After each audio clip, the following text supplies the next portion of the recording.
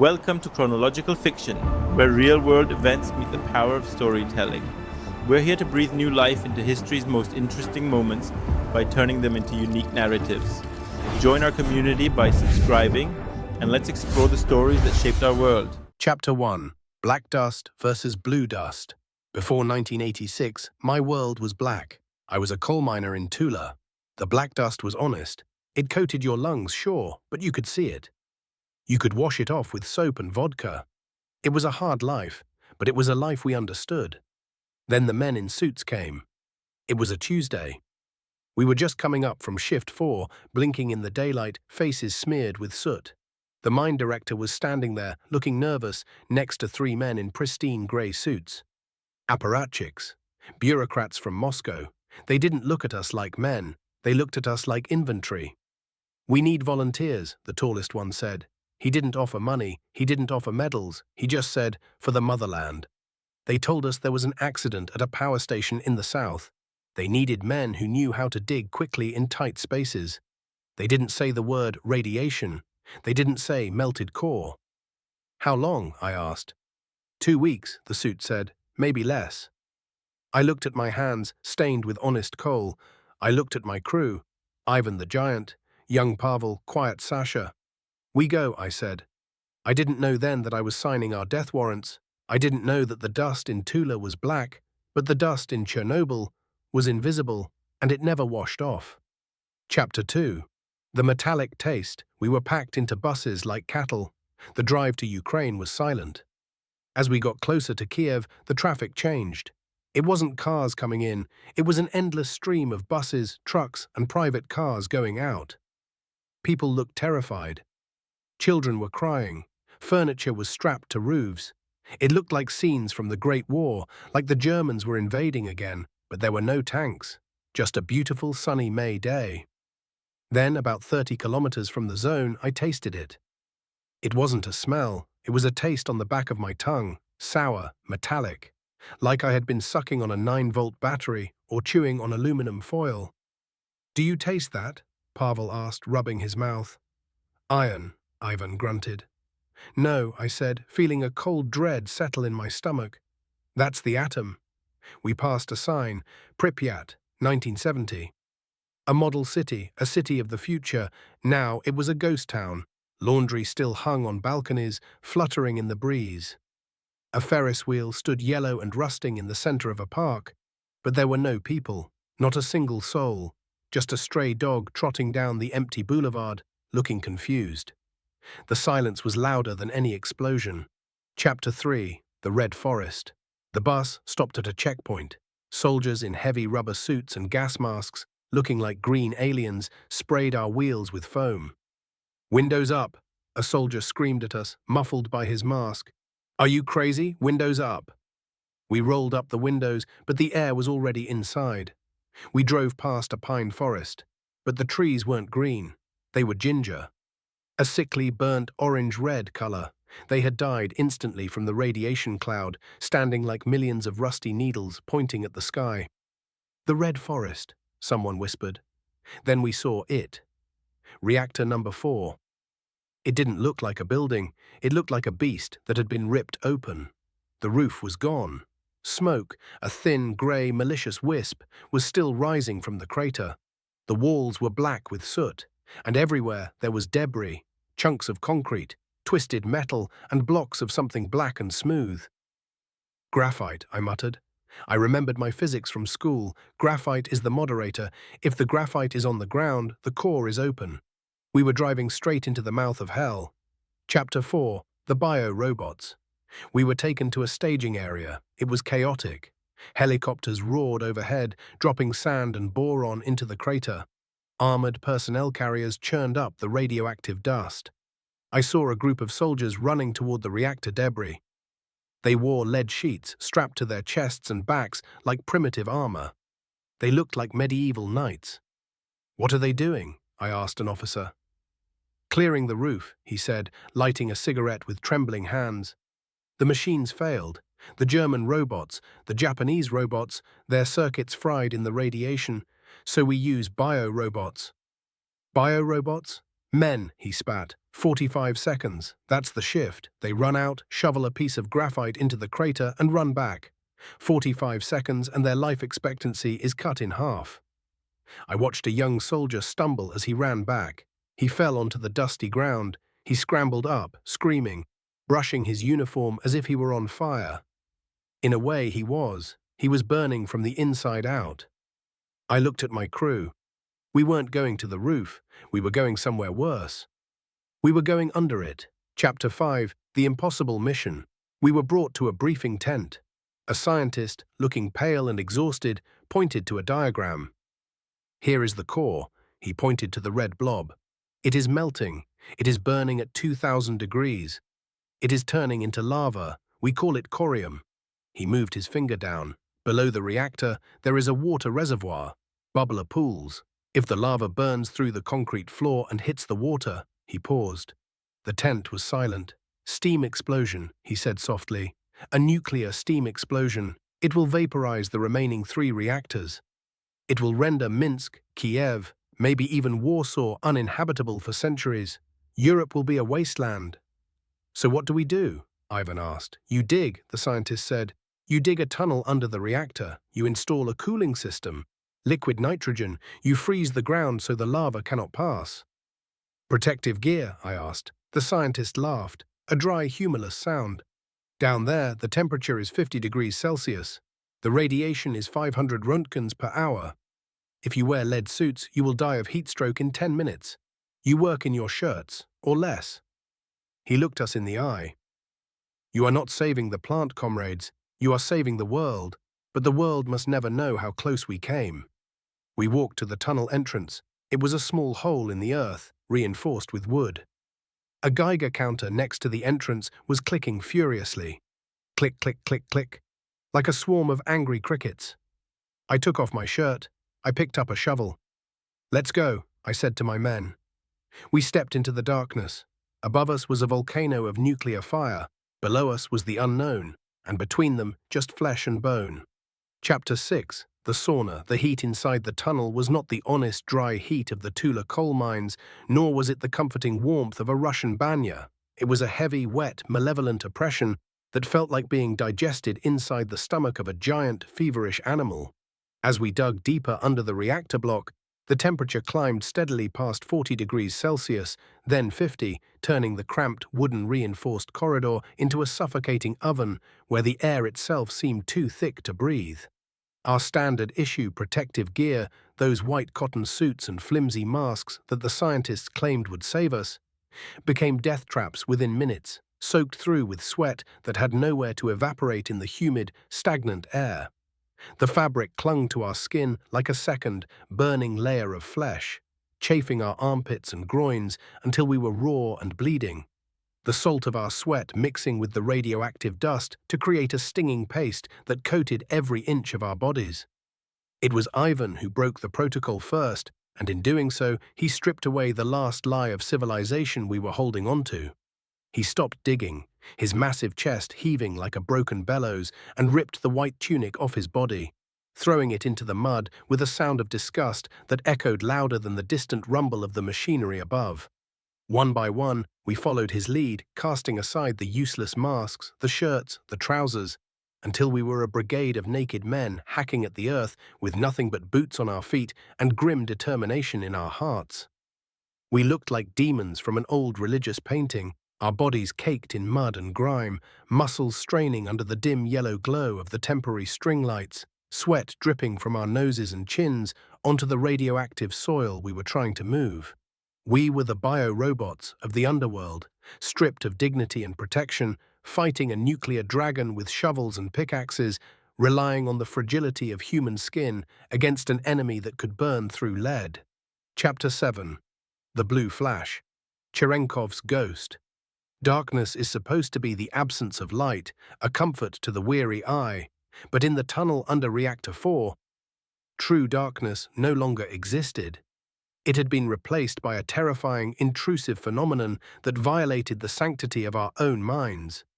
Even when the bulbs flickered out due to the erratic power surges, or when I squeezed my eyelids shut tight enough to see stars, there was still a light, a faint, ghostly blue flash that didn't come from the outside but bloomed from within the fluid of my own eyeballs.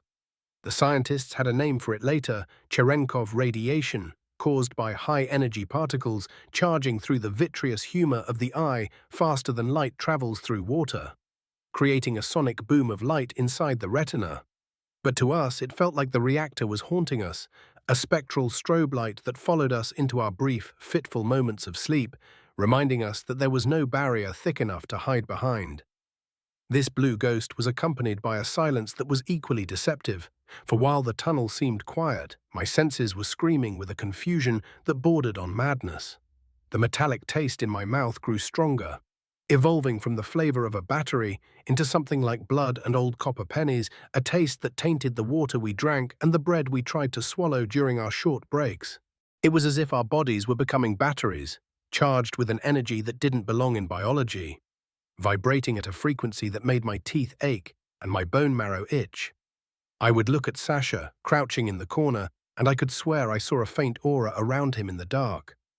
Not of holiness, but of ionization, a shimmering heat haze that whispered of the invisible storm raging through our cells, tearing apart our DNA strands like a child pulling apart a zipper. We were walking X-rays, illuminated from the inside, seeing things that no living thing was ever meant to see and survive. Chapter 8. The Voice in the Earth. We were miners, men of the earth, and we knew the sounds of the ground. The groan of shifting shale, the sharp crack of settling limestone, the dull thud of coal. But the sounds coming from the ceiling of our tunnel were unlike anything in the geological history of the world. It wasn't just the settling of the ruined building above us. It was a rhythmic, viscous sound, like a massive pot of porridge bubbling on a stove, or thick, heavy oil dripping slowly onto a hot plate. We called it the voice, but it wasn't speaking in words. It was speaking in vibrations that traveled down the shovel handles and into our hands, shaking our skeletons with a deep bass thrumming that made us nauseous. It was the sound of the core, the molten mixture of uranium, graphite, concrete, and steel. The corium, eating its way through the floors of the reactor building, searching for a way down to meet us. One night, or perhaps it was day, time had lost all meaning in the hole. I pressed my ear against a wooden support beam, trying to gauge how far we were from the concrete foundation pad. Through the wood, I heard a sound that froze the blood in my veins, a hiss followed by a sharp pop, and then a long, agonizing groan that sounded terrifyingly like a human scream slowed down to a crawl.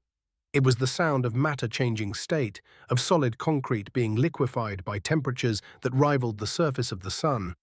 But my exhausted, fear-addled brain interpreted it as the roar of a beast waking up. The earth wasn't just dead rock anymore.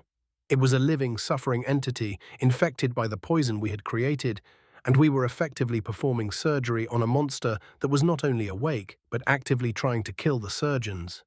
Every shovel of dirt we removed felt like we were provoking it, drawing its attention, inviting the lava to flow faster toward the path of least resistance. Right onto our heads. Chapter 9. Vomiting and shoveling. The sickness didn't arrive with the dramatic suddenness of a bullet wound, but rather with a creeping, insidious weakness that turned our limbs into lead, and our stomachs into knots of roiling acid. It started with Pavel, the youngest of us, who suddenly dropped his shovel mid-swing and doubled over, retching violently into the corner of the tunnel, expelling nothing but bile and bloody froth because our stomachs had been empty for hours. We watched him wipe his mouth with a mud-caked hand, his eyes wide and bloodshot, trembling like a leaf in a gale, and we knew that the invisible fire was finally taking its toll. But the horror of our situation was not the sickness itself. It was the absolute, non-negotiable necessity of continuing to work through it. There was no sick leave in the apocalypse, no infirmary to retreat to, because if we stopped, the tunnel wouldn't be finished, the liquid nitrogen pipes wouldn't be laid, and the steam explosion would erase half of Europe. So we established a grim routine. A man would dig until the nausea overwhelmed him. He would crawl to the vomit pit we had designated at the rear, empty his stomach until he was gasping for air, and then he would crawl back to the face of the tunnel and pick up his shovel. We worked in a delirium of fever and exhaustion, our skin turning a peculiar, waxy grey color under the dirt. patches of strange nuclear tan appearing on our faces where the radiation burns were manifesting. We were dead men walking, fueled only by adrenaline and the barking orders of the supervisors who stood at the entrance, afraid to come in, but willing to shout at us to die faster for the sake of the motherland. It was a macabre dance of labor and biological collapse, a testament to how much punishment the human body can endure when the alternative is the extinction of everything you love. Chapter 10. The Wall and the Weeping Concrete. After days that felt like decades, the tip of my pickaxe struck something that didn't give way with a thud of soil, but rang out with a sharp metallic clink that reverberated through the tunnel. We had reached it, the concrete foundation slab beneath Reactor 4, the final barrier between the groundwater and the devil's lava. But as we cleared the dirt away from the grey wall, we realized with dawning horror that the barrier was already failing. The concrete was hot to the touch. Not just warm, but searingly hot, radiating a dry, blistering heat that singed the hair on our arms from a foot away. But what stopped our hearts was not the heat, but the sight of a dark, viscous substance seeping through a hairline crack in the foundation, oozing out like black treacle or coagulated blood. It moved with a terrifying slowness, bubbling slightly as it met the cooler air of the tunnel, and where it touched the wooden support beam, the wood didn't burn. It instantly blackened and disintegrated into ash. I brought the Geiger counter closer, the device screaming a continuous, high-pitched wail that sounded like a flatline monitor, the needle slamming hard against the maximum limit and staying there. This was it, the corium. It was leaking. We were no longer digging a preventative tunnel, we were standing at the foot of the volcano while the lava was already trickling down. I looked at Ivan, then at the black tear weeping from the concrete, and for the first time I understood the true nature of what we were fighting. It wasn't just physics, it was pure, unadulterated malevolence, and it had found a way in. Chapter 11. The pipes of ice and fire, the arrival of the liquid nitrogen pipes brought a new paradoxical layer of hell to our subterranean existence. We were naked, sweating profusely in 50-degree heat, our skin slick with grime and radioactive mud, and yet we had to wrestle with steel conduits destined to carry a substance cold enough to freeze a man's arm solid in seconds.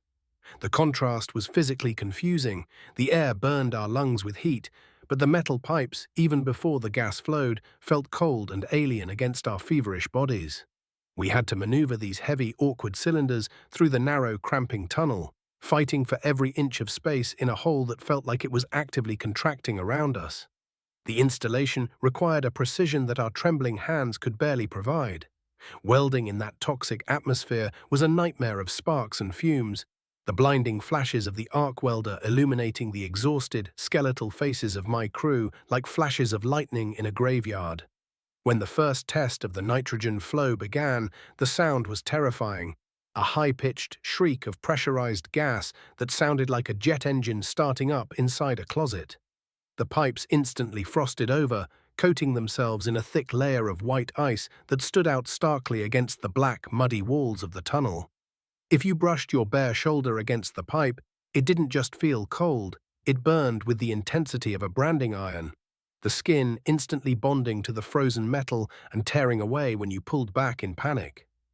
We were trapped between extremes, the ceiling radiating the heat of a nuclear meltdown and the pipes radiating the chill of deep space.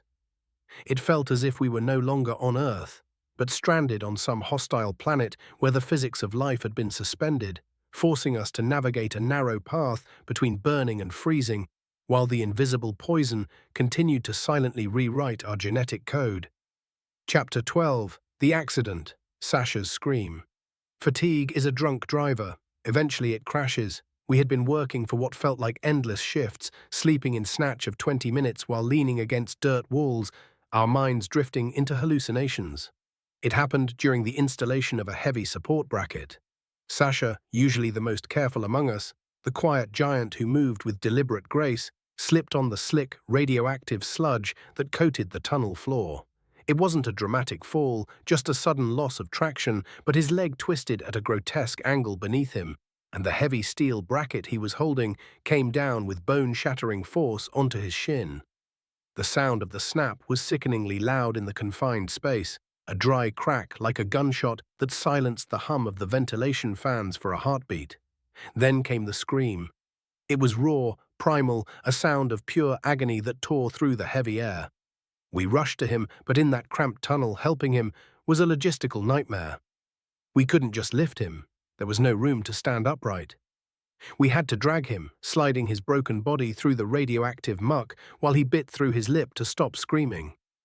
His blood mixed with the mud, creating a dark paste that smeared on our hands and chests. Every meter was a struggle, his face pale and beaded with cold sweat, his eyes rolling back in shock. We weren't just dragging an injured man, we were dragging a brother who had fallen in a war zone where the bullets were invisible. By the time we got him to the tunnel entrance, we were all gasping, covered in his blood, realizing that in this place, a broken bone was a death sentence not because of the injury itself, but because it broke the seal of our collective will. Sasha was taken away on a stretcher, looking at us with wide, terrified eyes, knowing he was leaving the tunnel, only to enter the hospital ward, from which no one returned. Chapter 13.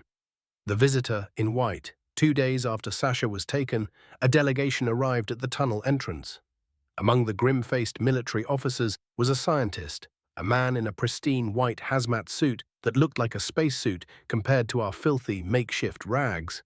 He carried a device that looked like a heavy film camera, a high-grade dosimeter. He stepped tentatively into the mouth of our tunnel, looking at us. Naked, blackened miners with hollow eyes, as if we were a newly discovered tribe of savages. He didn't come all the way in. The fear in his body language was palpable. He held the sensor out toward us, and the machine didn't just click, it screamed. A continuous, high-pitched whine that signaled levels of radiation so high the needle was buried in the red zone. Comrades, his voice was muffled by his respirator, sounding robotic and detached. You are doing a great service for the Soviet Union. The heat exchanger plate is vital. He spoke of engineering and physics, but his eyes told a different story. Behind the plexiglass of his mask, I saw pity. Deep, profound pity. He looked at us not as workers, but as walking corpses. How bad is it? I asked, leaning on my shovel, my voice raspy from the dust. He hesitated. He looked at the reading on his machine again. The limits are irrelevant here, he said softly. Just finish the job, quickly, for your families. It was a non-answer that answered everything. He gave us a box of iodine pills, useless candy at this stage, and retreated back to the safety of the surface. His visit didn't boost morale, it confirmed our doom. We were the sacrificial lambs, and the high priest had just come to bless the altar before leaving us to the knife. Chapter 14. The shadow on the lung. The cough started as a tickle, a dry irritation that I attributed to the limestone dust and the smoke from the welding. But as the days wore on, it deepened into a wet, rattling hack that shook my entire ribcage. I tried to hide it from the men. A leader cannot show weakness. Panic is more contagious than radiation. I would turn away, pretending to inspect a weld or check a gauge, and cough into a rag I kept in my boot. But on the 12th day, the deception ended. A fit of coughing seized me so violently that I dropped to my knees, gasping for air, my lungs feeling like they were filled with broken glass. I pressed the rag to my mouth, my body convulsing, tasting that familiar metallic copper flavor, but stronger now, warmer. When I pulled the rag away, under the harsh glare of the worklight, it wasn't just grey phlegm. It was bright, frothy red. Fresh blood. I stared at it, mesmerizingly bright against the dirt. It wasn't the black coal dust of Tula. This was my own tissue. The radiation was no longer just around me. It was in me, dissolving the delicate structures of my alveoli, turning my lungs into mush. I looked up and saw Ivan watching me. He didn't say a word. He just nodded slowly, a look of grim acceptance on his face. He knew, we all knew, the timer on our lives had accelerated. We weren't working for a paycheck anymore. We were working to finish before we dropped. Chapter 15. Breakthrough and the Hollow Victory. The final pour of concrete was less a construction triumph and more a funeral rite. The cement trucks lined up outside, pumping tons of grey slurry into the intricate web of pipes and rebar we had woven beneath the monster. We watched as the wet concrete filled the void, burying our work, burying the tunnel, sealing the wound we had made in the earth. When the supervisor finally blew the whistle, signaling that the structural pad was complete, there were no cheers. No one threw their hats in the air, no one hugged. We just stood there, ankle-deep in the remaining sludge, too exhausted to feel relief. We climbed out of the hole, ascending the wooden ladder one by one, emerging from the underworld into the blinding brightness of a May afternoon. The sun was shining. Birds were singing in the distance. The sky was a painfully beautiful blue. It felt like a mockery. How could the world look so normal when we had just spent 2 weeks in hell? I looked at my hands. The dirt was scrubbed into the pores so deep it looked like a tattoo. I looked at my men, Ivan, Pavel, the others. We were thinner, greyer, aged 10 years in 14 days. We boarded the bus that would take us to the decontamination showers, leaving the graphite grave behind. But as the reactor receded in the distance, still smoking silently, I realized the grave wasn't the tunnel. The grave was us. We were carrying it home in our bones, in our blood, in the silence that would sit at our dinner tables for the rest of our short lives. The job was done. The dying had just begun. Chapter 16, Ward Number 6. We were flown to Moscow in a military transport plane, treated not as heroes of the Soviet Union, but as biological hazards, wrapped in plastic sheets and kept separate from the flight crew who wore respirators and looked at us with fearful eyes. Upon arrival, we were rushed to Hospital Number 6, a fortress of concrete and glass that would become our purgatory. The 6th floor was sealed off. The doctors and nurses who attended to us were covered head to toe in protective gear, their faces hidden behind masks, their hands gloved in double layers of latex. The environment was aggressively sterile. Everything was white. The walls, the sheets, the lights, a blinding whiteness that felt like an extension of the flash we had seen in the reactor. But underneath the smell of bleach and antiseptic, there was another smell, faint at first but growing stronger every hour. The smell of ozone and rotting fruit.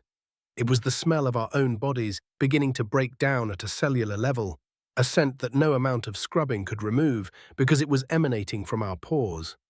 We were placed in isolation rooms, separated by glass partitions, effectively put on display like rare, dying specimens in a zoo. I lay on the stiff hospital bed, staring at the ceiling, listening to the incessant clicking of Geiger counters in the hallway. Realizing that I had left one tunnel only to be buried in another, this one made of medicine and fear. Chapter 17. The Walking Ghost, the Latency Phase. Then the cruelest trick of nature happened. About 3 days into our stay, the vomiting stopped. The headaches faded. The fever broke. I sat up in bed, feeling surprisingly hungry. I ate a bowl of soup and an apple with a voracious appetite. I stood up and walked to the window, looking out at the grey Moscow skyline. I felt fine. "I think we beat it," Pavel shouted from the next room, grinning through the glass. "We're tough, Dmitri. Tula coal is harder than uranium." We played cards through the open doors of our rooms, forbidden, but the nurses pitied us. We laughed. We made jokes about the bald doctors. This is medically known as the latency phase, or the walking ghost phase. It is a biological lie. The radiation has already destroyed the bone marrow, killed the stem cells and shredded the DNA, but the body hasn't realized it yet. It is running on its last reserves, a final burst of adrenaline and residual cells before the inevitable crash. The doctors knew. I saw it in their eyes. The deep, sorrowful look they gave us when we told them we felt better. They weren't smiling back. They were looking at us like dead men walking, knowing that the rot was already blooming inside us, waiting for the clock to run out. We were ghosts haunting our own living bodies, celebrating a survival that was nothing more than a pause before the execution. Chapter 18. The Peeling, Acute Radiation Syndrome. The crash, when it came, was not a slide, it was a cliff. I woke up one morning with a mouth full of blood. My gums had disintegrated during the night. When I lifted my head from the pillow, a clump of hair remained on the white fabric. Not just a few strands, but a solid patch of scalp. I touched my head, and more hair came away in my hand, painless and terrifying, like dead grass being pulled from dry earth. The pain returned, but it was different now. It was deep in the bones, a gnawing, screaming agony as the marrow died and turned to liquid. My skin, which had been tanned by the nuclear sun, began to turn a deep, bruised purple, then black. And then it started to slide off. I remember trying to pull up my pajama sleeve, and the skin of my forearm simply detached, sliding down like a wet silk glove, revealing the raw, weeping red flesh underneath. There is no horror in movies that compares to the horror of seeing your own body decompose while you are still conscious inside it. The pain was beyond the reach of morphine. We lay in our beds, skinless and bleeding, groaning in a chorus of agony. The nurses, brave souls, had to change our sheets constantly because they were soaked in blood and fluid. We couldn't be touched. Even the weight of a blanket was torture. I looked at my hands, my strong miner's hands, and saw claws of bone and raw meat. I wasn't Dmitri anymore. I was a piece of meat cooking slowly in the radiation that I had absorbed in the tunnel. Chapter 19. The lead coffins. Through the haze of painkillers and delirium, I became aware of a commotion in the hallway. The firefighters, the first responders from the night of the explosion, the boys who had climbed onto the burning roof, were beginning to die. But they weren't just dying, they were becoming dangerous. Their bodies were so radioactive that they were emitting high levels of gamma rays, endangering the staff and the other patients. When young Vasily from the fire brigade finally succumbed, his body swollen and unrecognizable, they didn't put him in a wooden box. I watched through this crack in my door as men in heavy lead aprons wheeled in a coffin. But it wasn't wood. It was metal, zinc and lead, heavy, dull and cold. They placed his body inside, wrapped in plastic because he was leaking fluids, and then the most terrifying sound I have ever heard filled the ward, the hiss of a welding torch. They didn't nail the coffin shut, they soldered it, they sealed him in like nuclear waste. Why? I asked a nurse who was changing my IV, my voice a gurgle through my bleeding lips. Because he's still burning, she whispered, tears in her eyes. He will be radioactive for 1,000 years. We have to bury them under concrete plates. I lay back, staring at the ceiling. I realized then that if I died here, I wouldn't be returned to the earth in Tula. I wouldn't have a gravestone where my wife could leave flowers. I would be buried in a lead box, a toxic monster even in death, separated from the world forever. Chapter 20. The survivor's guilt, the discharge. But death, in its cruelty, refused to take me. While the firefighters died one by one, soldering iron after soldering iron hissing in the hallway, some of us miners lingered. Our dose had been massive, but slightly less than the men on the roof. We hovered on the brink of the abyss for weeks, rotting and regenerating, a constant cycle of agony. My bone marrow, against all odds, began to produce a few white blood cells. The skin grafts, painful as hell, started to hold. 3 months later, a doctor stood at the foot of my bed. I was a skeleton. I weighed 40 kilos less.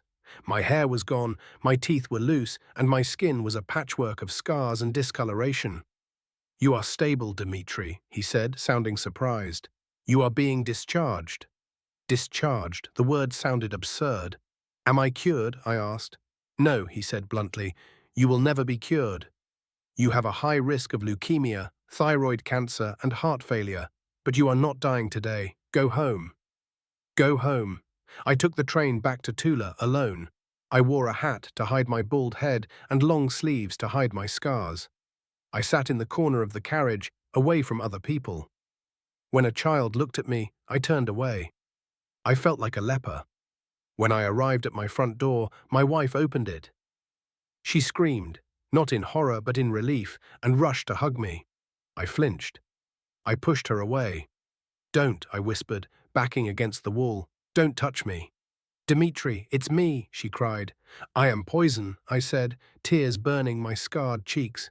"I am dangerous." I survived the graphite grave, but I brought the ghost home with me. I sat in my kitchen, staring at the food I couldn't taste, realizing that the man who went into the tunnel had died there. The thing that came back was just a shell, waiting for the cancer to finish the job. Chapter 21. The silence of Tula. Returning to Tula was supposed to be a return to the womb, to the comforting, soot-stained embrace of the earth I had known all my life. But I quickly realized that I was no longer a son of this city. I was a stranger carrying a mark that no one could see, but everyone could feel. I tried to go back to the mine, not to work. My lungs were too shredded for the dust, but simply to see the men, to stand in the shadow of the headframe and feel normal again. But as I walked through the gates, the chatter stopped. Men I had known for 20 years, men I had shared vodka and bread with deep underground, suddenly found their boots incredibly interesting. They didn't shake my hand. They didn't slap my back. They formed a wide, unconscious circle around me, a buffer zone of fear. It was ignorance, of course, born of the terrified whispers that had spread across the Soviet Union like the fallout itself. They believed radiation was contagious, like the flu or the plague. They thought if they touched me, they would catch the cancer that was eating me. I saw it in the eyes of the shift foreman, a man named Yuri, who used to be my best friend. "Dmitri," he said, his voice tight and overly loud, standing 3 meters away. "You look good. Rest. Go home and rest." He didn't offer me a cigarette. He didn't invite me to the bathhouse. I realized then that I was more isolated in my hometown than I had been in the isolation ward in Moscow. In Moscow, I was a patient. Here, I was a leper. A walking memento mori. I was a living reminder of a horror they wanted desperately to forget, and my presence polluted their denial.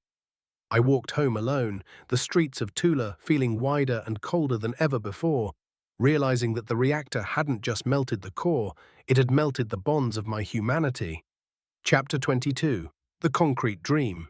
Sleep became a landscape more terrifying than the waking world, a recurring loop of claustrophobia and heat that no amount of vodka could suppress. Every night, the dream was the same. I am back in the tunnel. The air is thick and yellow, tasting of copper and blood. I am digging, but the shovel is heavy, made of lead.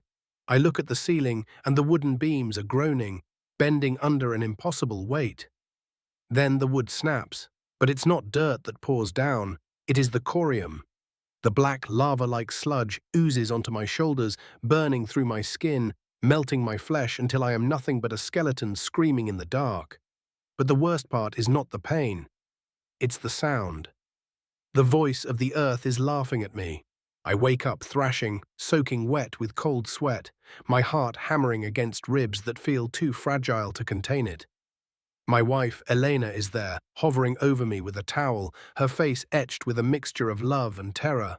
She tries to touch me, to soothe me, but I flinch away, scrambling to the edge of the bed. "Don't," I gasp, the metallic taste flooding my mouth.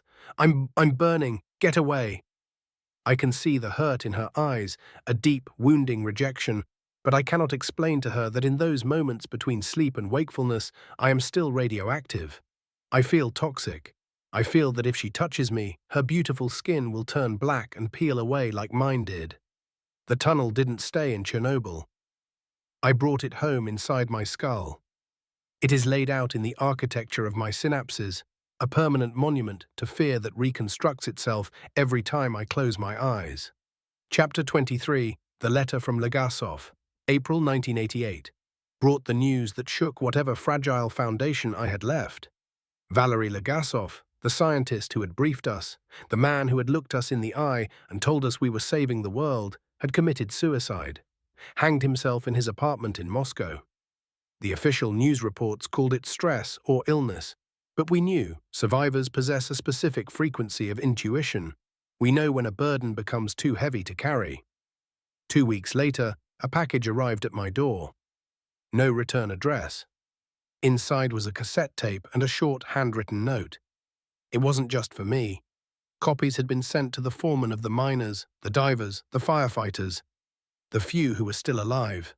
I played the tape in my basement, the reels spinning with a soft whir. Legasov's voice filled the room, sounding tired, broken, yet lucid. He didn't speak of heroism. He spoke of lies. He spoke of graphite tips on control rods, of safety protocols ignored for the sake of quotas, of a system so corrupt that it built reactors destined to explode.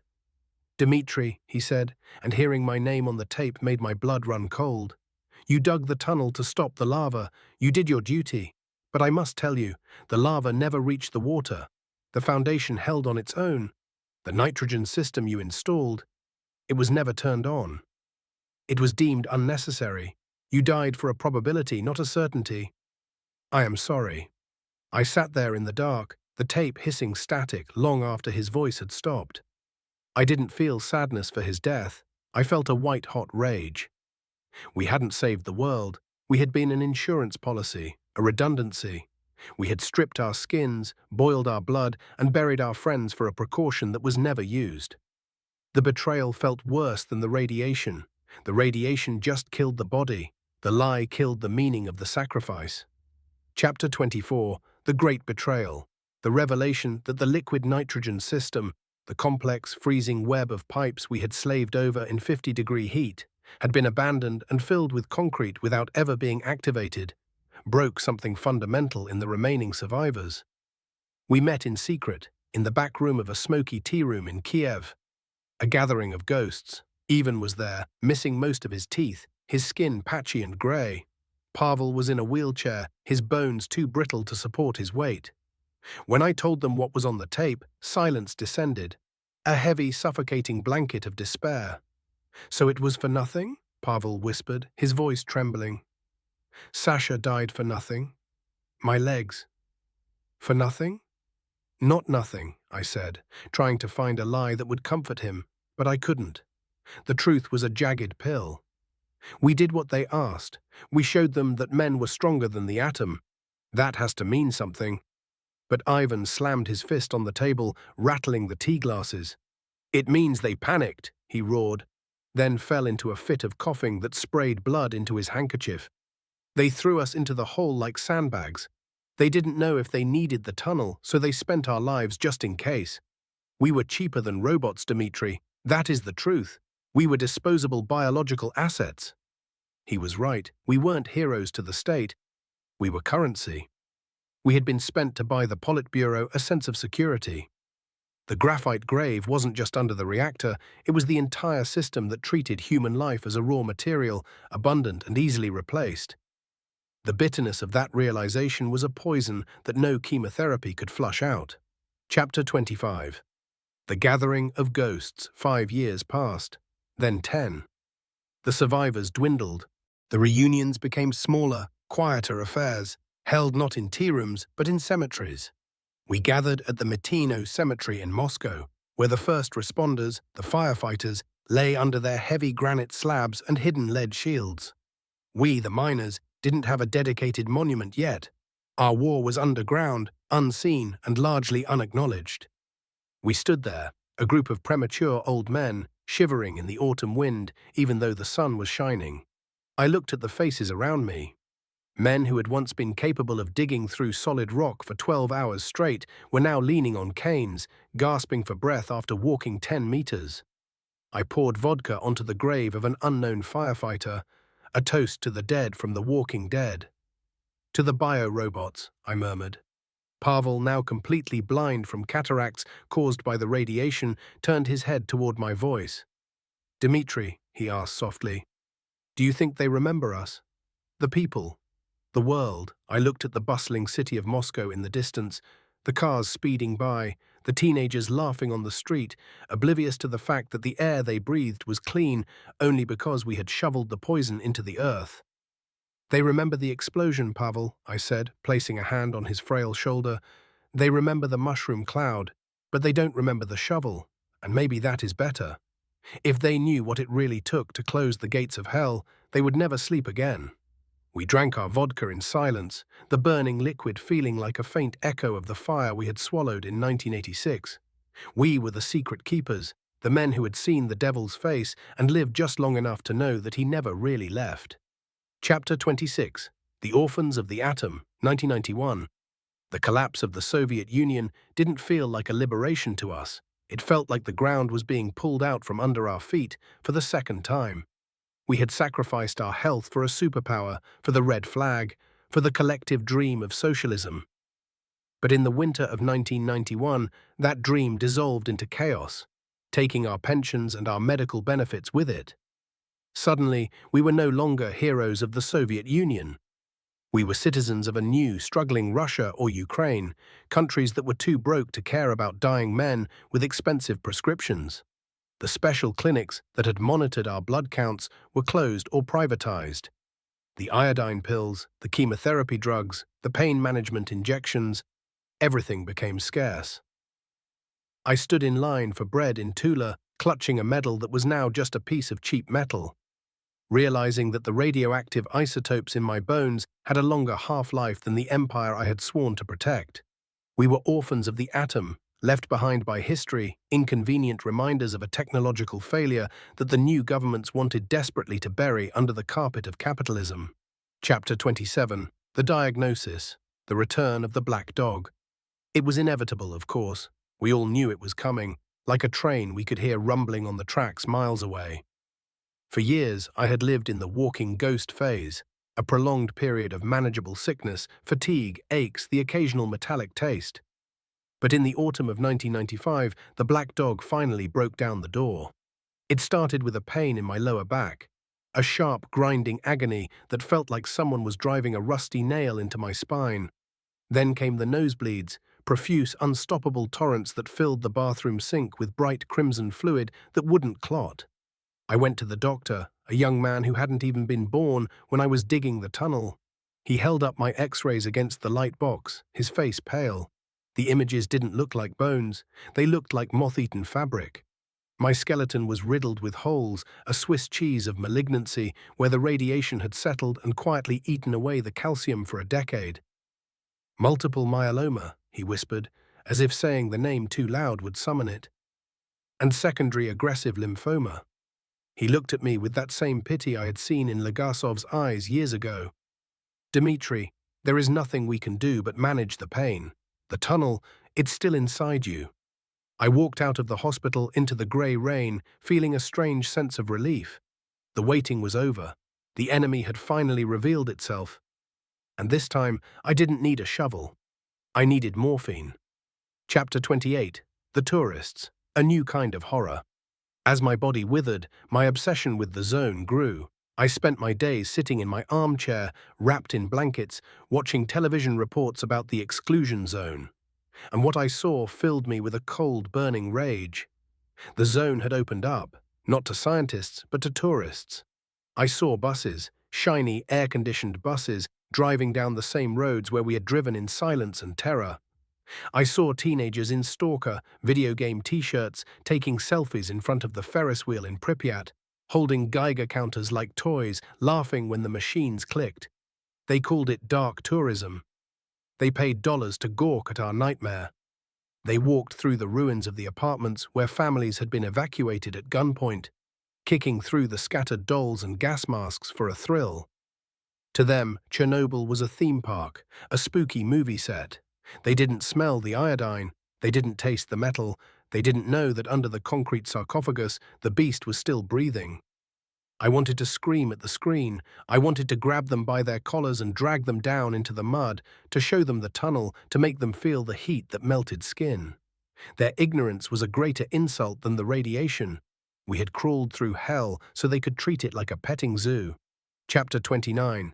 The Call of the Elephant's Foot. In the delirium of high-dose morphine, the hallucinations returned, but they changed. I was no longer afraid of the core. I felt a pull, a magnetic attraction to the center of the catastrophe. In my dreams, I saw the elephant's foot, that grotesque, melted mass of corium that had flowed into the steam corridor beneath the reactor. It wasn't black and scary anymore. It was glowing with a warm, golden light. It was pulsing like a heart. It was calling me. Dmitri, it whispered in the voice of Ivan, in the voice of Sasha, in the voice of Legasov. Come back. You belong to us. You are part of the structure. I realized then that I could not die in Tula. I could not die in a clean bed with fresh sheets, surrounded by flowers and sympathy. My grave wasn't here. My grave had been dug in 1986. My DNA, my sweat, the very essence of my life force was mixed into the concrete of that foundation pad. I was physically in Russia, but metaphysically I was still standing in the dark, holding a shovel, waiting for the order to dig. I told Elaine that I wanted to visit Kiev one last time, to see old friends. She cried, knowing it was a lie, knowing I was saying goodbye, but she didn't stop me. She was a miner's wife. She knew that eventually the earth always reclaims its own. Chapter 30. The Journey Back. The train ride to the Ukrainian border was a blur of pain and memory. I was a skeleton in a coat, coughing into a bloody handkerchief, trembling with the effort of simply sitting upright. I bribed a border guard with the last of my savings. I hired an illegal guide, a stalker, to take me into the zone, past the official checkpoints where they would have turned back a dying old man. The guide was a young boy, barely 20, driving a battered Lada. He talked endlessly about radiation levels and anomalies, thinking he was impressing me with his knowledge. "Be quiet," I wheezed, staring out the window as the landscape turned into the familiar, overgrown wilderness of the exclusion zone. I know this dust better than you know your mother's face." We drove past the red forest, now green again but twisted, the trees growing in strange, cancerous shapes. We passed the graveyard of vehicles, helicopters, trucks, bulldozers, rusting in the tall grass, their metal still radiating death. It felt like driving through a post-apocalyptic cathedral. The silence was absolute, heavy and sacred. As the silhouette of the Reactor number 4 appeared on the horizon, hidden now under the crumbling, rusty sarcophagus built in '86, my heart didn't race with fear. It slowed down. It beat with a steady, rhythmic thud that matched the pulse of the zone. I was home. Chapter 31. The Ghosts of the Plaza. The car stopped at the edge of Pripyat, the tires crunching over a layer of dry, radioactive moss that had reclaimed the asphalt. I stepped out, my legs trembling, not just from the cancer eating my spine, but from the sheer, overwhelming weight of the memories trapped in this concrete labyrinth. The silence of the city was not empty. It was a heavy, pressurized substance that pressed against my eardrums like deep ocean water, filled with the screaming echoes of a panic that had happened 20 years ago. I walked slowly toward the central plaza, dragging my feet through the weeds that had cracked the pavement, passing the skeletal remains of the Palace of Culture energetic. The windows were shattered, looking like the empty eye sockets of a skull, and the wind blowing through them made a low, mournful whistling sound, as if the building itself were trying to breathe.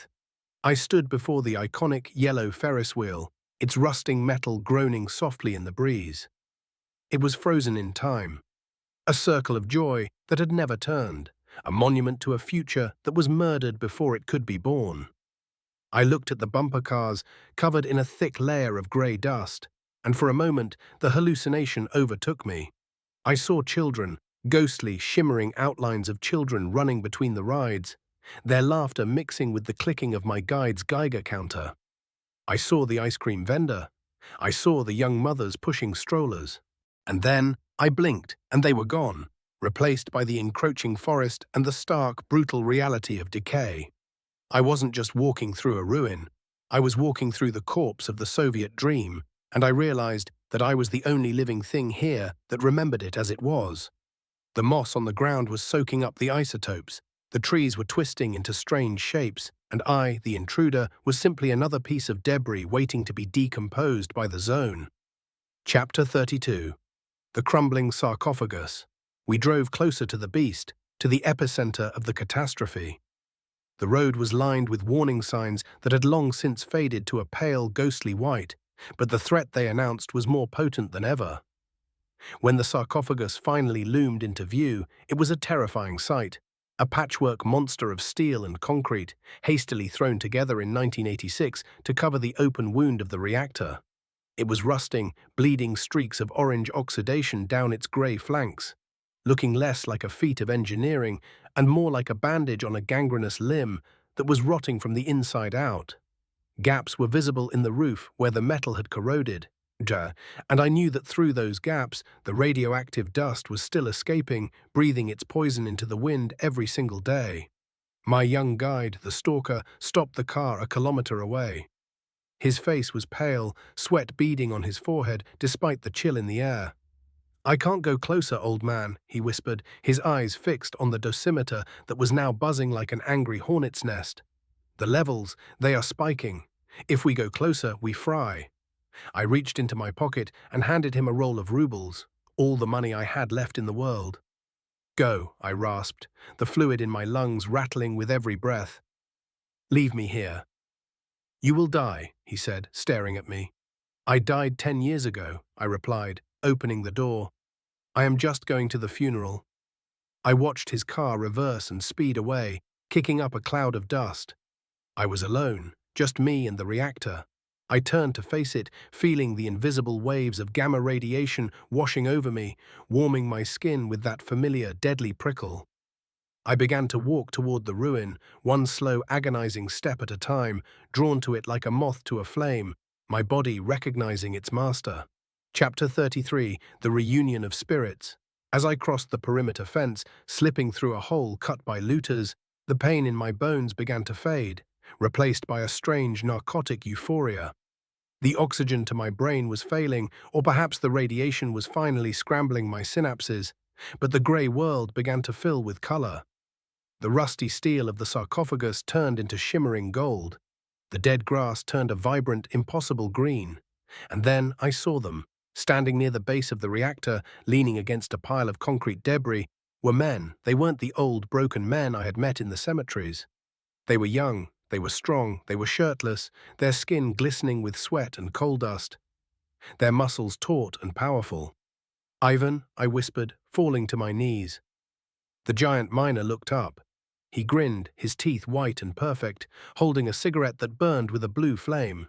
"You're late, boss," he rumbled, his voice clear and strong, devoid of the hacking cough that had killed him. "Pavel?" I looked to the side. The boy was standing on his own two legs, holding a shovel, laughing at a joke Sasha had just told. They were all there, my crew. The Tula Brigade. They weren't ghosts. They were more real than the crumbling building behind them. They were waiting for me.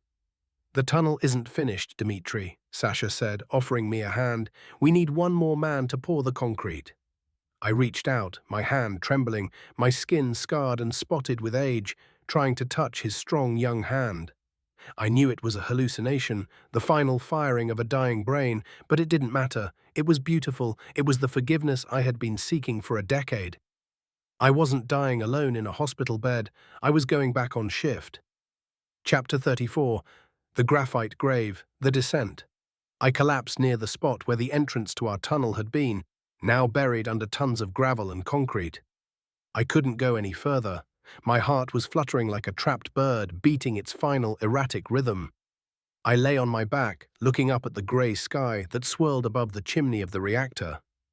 I could feel the heat of the ground beneath me, not the cold earth of autumn, but the searing radioactive heat of the core deep below.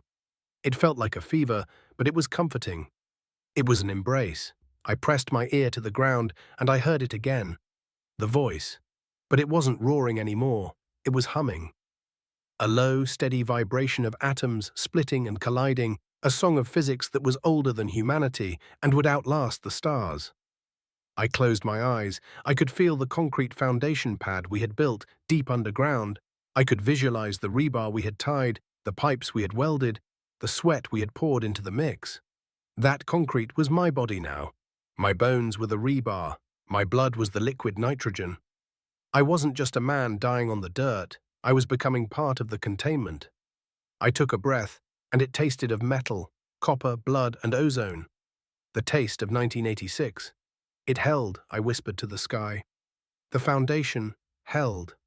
The darkness didn't come as a curtain falling. It came as a light, a brilliant Cherenkov blue light that bloomed from inside my chest and expanded to fill the universe. The pain vanished. The cold vanished. There was only the light and the sound of Ivan laughing and the feeling of the shovel in my hand, light as a feather. Chapter 35, The Eternal Half-Life, Epilogue. Year 2486. The forest has reclaimed everything. The pine trees, tall and twisted, grow through the roofs of the empty apartment blocks in Pripyat. Wolves hunt deer in the overgrown plazas. The silence is absolute, save for the wind and the call of wild birds. The sarcophagus built by men in the 20th century has long since crumbled to dust, replaced by a second and then a third containment structure, immense arches of steel that span the ruin like cathedrals of a forgotten religion. But deep below the earth, beneath the layers of rust and time, something remains unchanged. Buried in the dark, encased in the fossilized geology of the Anthropocene, lies a slab of concrete. It is crude, hand-poured, and reinforced with primitive steel, It is radioactive, glowing faintly in the infrared spectrum, warm to the touch even after 500 years. Embedded in the microscopic structure of that concrete are traces of organic matter, carbon chains that once formed the sweat of fearful men, calcium that once formed the bones of miners from Tula. The empire that sent them is gone. The names of the countries have changed a dozen times. The language they spoke is considered archaic. Even the memory of the disaster has faded into myth, a story told to frighten children about the time when men tried to steal fire from the gods and got burned. But the concrete holds. It sits there in the eternal dark, a silent, stubborn shield between the poison and the water, between the demon and the world. It is the graphite grave, and inside it, the souls of the miners are still standing guard, holding the line, shovel in hand, for an eternity of half-lives.